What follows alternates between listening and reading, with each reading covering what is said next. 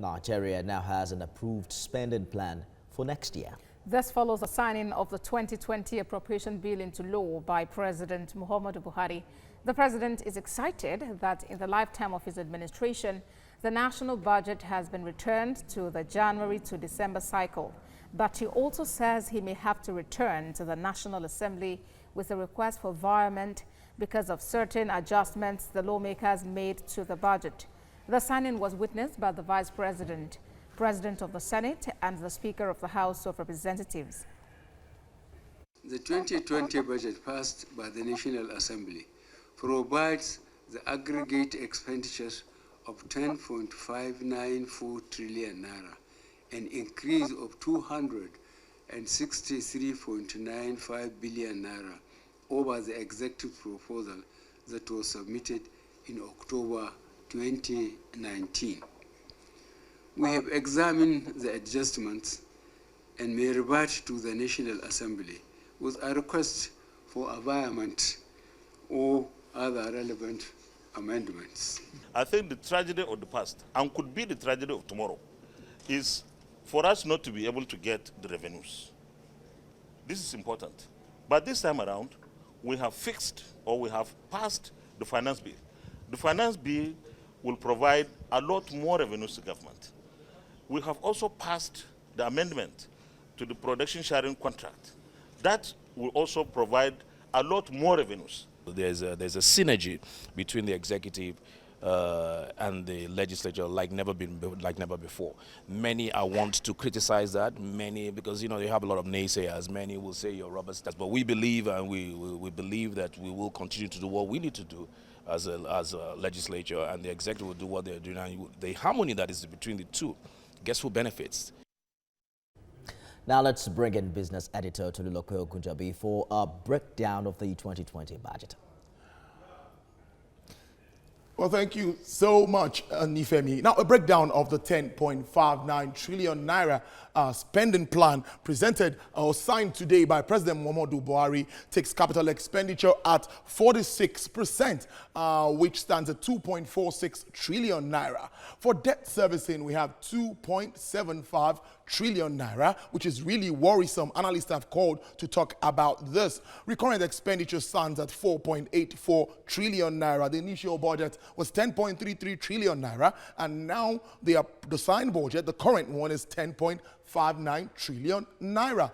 Now, when the National Assembly passed the bill last Thursday, new projects inserted into the budget moved it up to 10.594 trillion naira. A breakdown of the inserted projects showed that the country may end up spending more on what anti-corruption agents and activists have identified as frivolous self-enrichment projects smuggled into the budget. The new projects are expected to cost Nigeria about 264 billion naira. That's it showing right here, 10.332. But now I have the Director General of Lagos Chamber of Commerce and Industry, Dr. Muda Yusuf. Dr. Muda, it's great to have you join us on the news at 10. First, we're returning to the January-December circle and issues about revenue popping up again. Tell us, where do we stand, or what do you think about this document?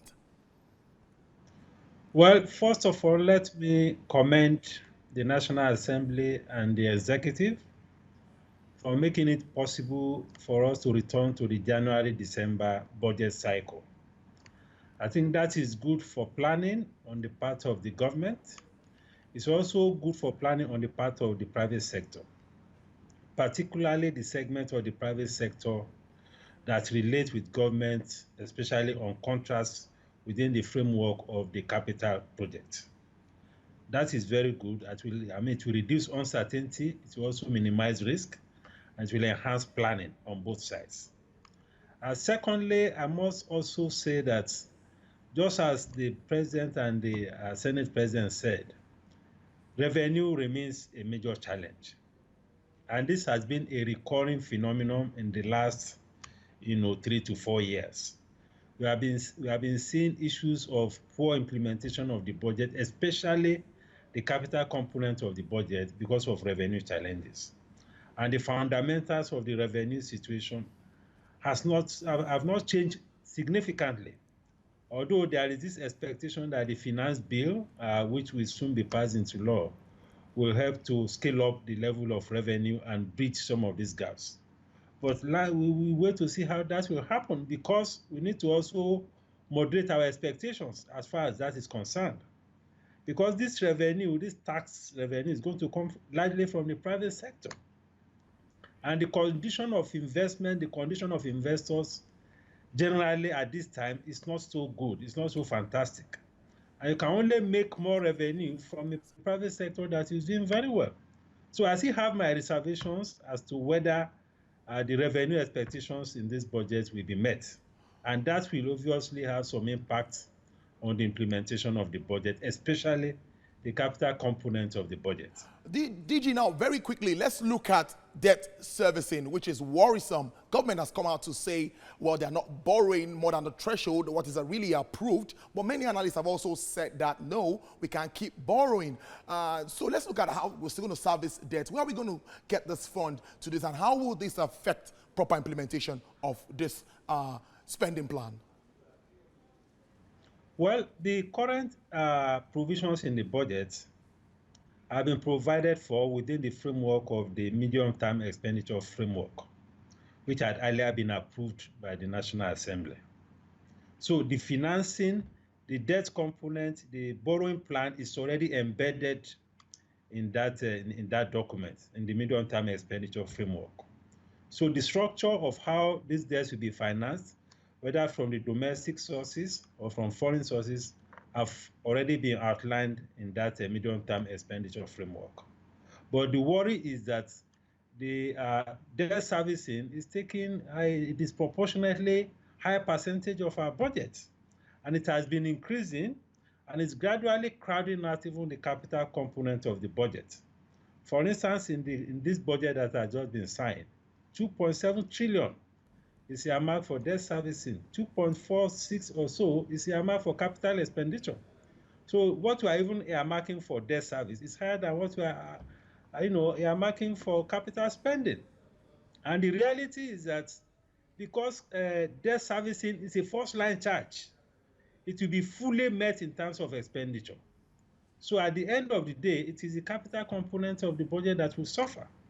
So we need to worry about the rate at which the debt is growing, because it is the increasing debt profile that is leading to increasing debt service component of the budget. So we need to look at it, and we need to look at how we can get more creative ways of funding, especially our infrastructure, rather than relying almost entirely on borrowing. All right, Dr. Muda Yusuf there, Director General, Lagos Chamber of Commerce and Industry. Thank you very much for spending your time with us on the News at 10. Well, that's it. I'll be back to join you here to talk more, as give you more business stories after this. I hand you over back to Nifemi, my colleague, and Abosedi. Well, it's no doubt a good one that we've now returned to the January-December cycle, but there's still a lot more to talk about this budget. The president might be returning to the National Assembly for environment. It's really worrisome, you know, the additions and all of that. It needs to really explain what this stands for. About 240 or 260 billion naira ain't small money at all. Let's see how that plays out. But at least it's a step in the right direction. Thank you for breaking it down.